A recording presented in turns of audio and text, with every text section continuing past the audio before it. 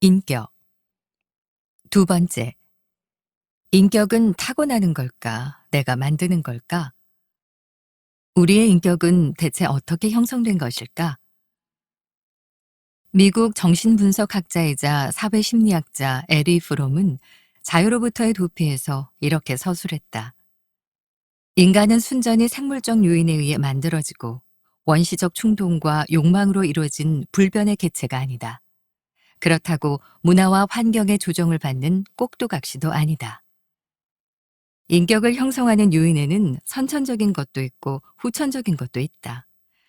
그런데 선천적 요인의 영향은 무시되거나 저평가받기 일수다. 또한 기억이 생기기 이전, 즉 인생 초기의 인간관계와 환경이 인격에 미치는 영향도 종종 간과된다. 먼저 심리학에서 말하는 인격이란 무엇일까? 인격이란 개인이 성장하는 과정 중에 사상, 가치관, 사회관계, 행동 양식, 정서 경험 등 각 방면에서 점차 드러나는 보편적인 경향이나 다른 사람과 구분되는 차이점을 말한다. 인격에는 타고난 기질과 성격도 포함하고 있기 때문에 선천적 요인이 인격 형성에 미치는 영향은 생각 외로 크다. 그러나 후천적 요인에 비해 선천적 요인의 역할은 상대적으로 가볍게 다뤄지고 있는 실정이다. 심리, 신생아도 성격이 있다. 이른바 천성이라고 하는 기질과 성격은 태어난 지 불과 며칠 후부터 드러나는 개인 고유의 성질로 인격 형성의 가장 밑바탕에 깔리는 특징적인 경향을 말한다. 성격의 기본 요인으로는 성실성, 우호성, 외향성, 개방성, 신경증 등을 들 수 있는데 이를 일컬어 빅5라고 한다. 인격의 기본적인 경향을 설명할 때 가장 자주 쓰이는 개념이다. 신생아에게 시끄러운 소리를 들려주면 어떻게 반응할까? 어떤 신생아는 소리가 들린 쪽을 바라보고 어떤 신생아는 소리와 반대 방향으로 고개를 돌린다.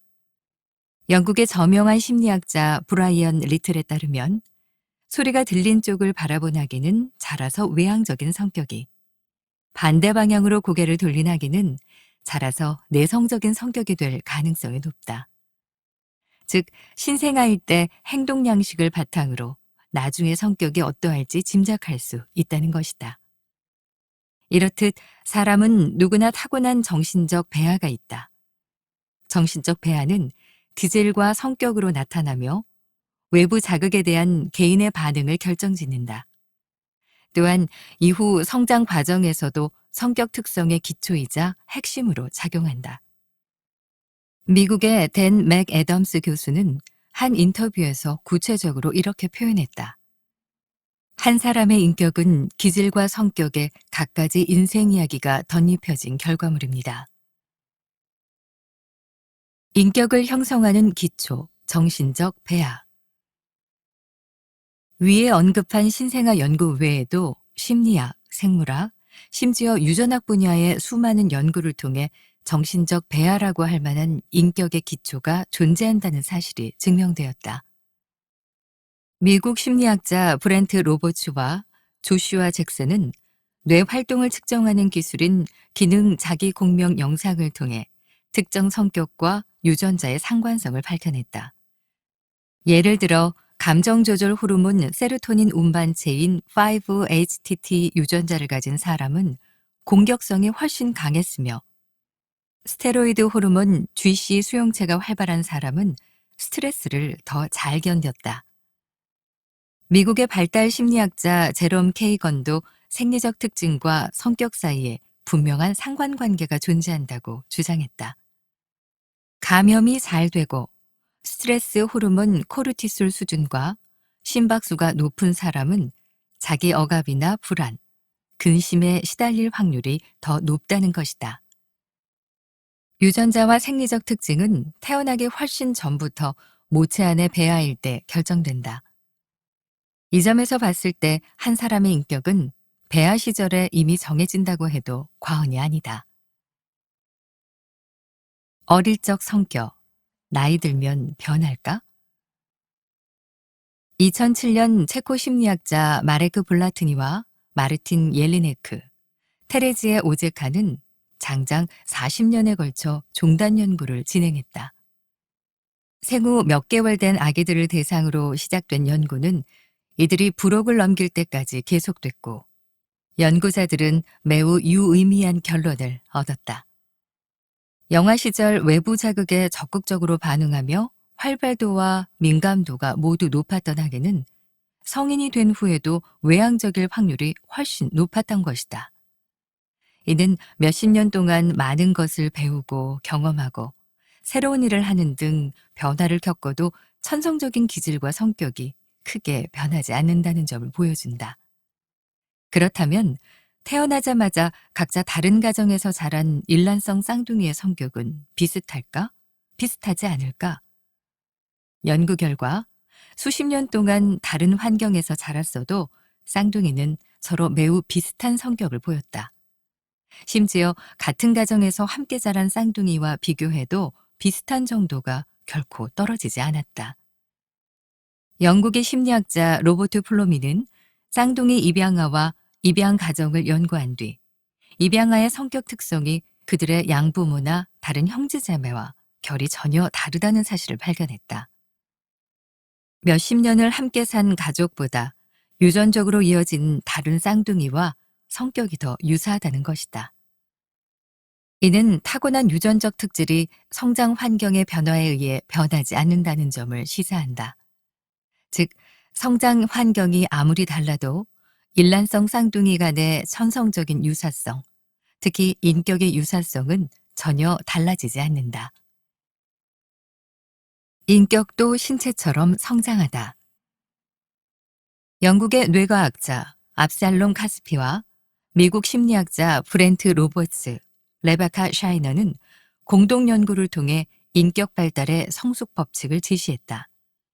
성숙 법칙이란 나이가 들수록 인격이 전체적으로 우호적, 외향적이고 안정된 방향으로 발전하는 것을 의미한다. 이러한 인격적 성숙은 보통 신체적 성장과 발맞춰 진행된다. 그러나 어디까지나 개인의 과거와 비교해서 현재 더 성숙해졌다는 뜻이지 남보다 월등하게 성숙해지는 것은 아니다. 결국 각 사람의 인격은 태생적인 정신적 배아의 한계를 벗어나지 못하며 그에 의해 평생의 전체적 추세와 상대적 위치가 결정되는 셈이다. 예를 들어 성실성이 평균치보다 떨어지던 사람도 나이가 들면 예전보다는 더 성실해진다. 그러나 다른 사람과 비교하면 여전히 성실성이 부족할 수 있다. 이는 남들도 나이를 먹으면서 과거의 자신보다 더 성실해졌을 터이기 때문이다. 압살롬 카스피와 연구팀은 개인이 과거의 자신에 비해 훨씬 성숙하고 우호적이며 책임감 있게 변한다고 해도 어느 정도 한계가 있다고 보았다. 즉, 아무리 나이가 들어도 인격이 무한대로 변화하거나 성숙해지지는 않는다는 것이다. 그는 설정값이라는 개념을 이용해서 인격 성숙의 한계를 설명했다. 개인의 인격이 아무리 변화하고 성숙해져도 결국은 이 설정값에 의해 정해진 범위를 벗어나지는 못한다. 어려서부터 사람들 앞에 서면 극도로 긴장하는 사람이 있다고 해보자. 나이가 들고 경험이 쌓이고 여기에 반복적인 노력이 더해지면 긴장이 점차 덜해지면서 사람 대하는 일이 과거처럼 힘들게 느껴지지 않을 수 있다. 그러나 아무리 예전보다 나아졌다고 해도 태생적으로 사람 사귀기를 좋아하고 즐기는 사람에게는 미치지 못할 수밖에 없다. 타고난 기질대로 살다. 육아도 그렇고 심리 관련 서적도 그렇고 양육 방식이 아이의 성격에 미치는 영향을 강조하느라 종종 강조하는 점이 있다. 바로 아이의 타고난 기질과 성격이 양육자의 양육 방식에도 영향을 준다는 사실이다. 미국의 심리학자 로버트 맥크레이는 부모가 자녀를 무조건 예뻐하고 귀여워한다면 이는 단순히 부모의 성향 때문만이 아니라 자녀 자체가 태생적으로 우호성이 높아서 자연스레 귀여워할 만한 행동을 할 가능성이 더 높기 때문이라고 지적했다. 사람은 의식적으로든 무의식적으로든 자기 성향에 더 잘 맞는 환경을 선택하고 찾아간다. 또한 스스로 선택한 환경 안에서 타고난 성향이 더욱 강화된다. 예를 들어 성취 경향이 강한 사람은 대도시로 간다. 성공할 기회와 여지가 대도시에 더 많다고 믿기 때문이다. 성취를 향한 그의 갈망은 대도시 안에서 끊임없이 피드백을 얻으며 더욱 강해진다. 제롬 케이건은 선천적 요인의 영향력에 대해 이렇게 토로했다. 선천적 요인이 인격 형성에 미치는 영향은 우리의 상상과 믿음을 훨씬 넘어선다.